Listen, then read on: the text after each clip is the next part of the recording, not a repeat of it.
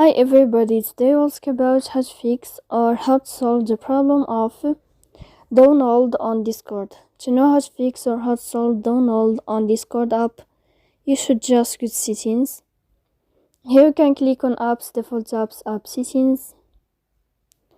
Then you'll enter to Discord and you can click. After that you can click on first stop and you can click OK. Here we'll enter to the window of storage. Then you can click clear cache, but pay attention, don't click clear data because that can cause the errors in your app. So please don't forget to support us by like and subscribe. See you next time in another video, and thank you for your attention and your watching. Goodbye.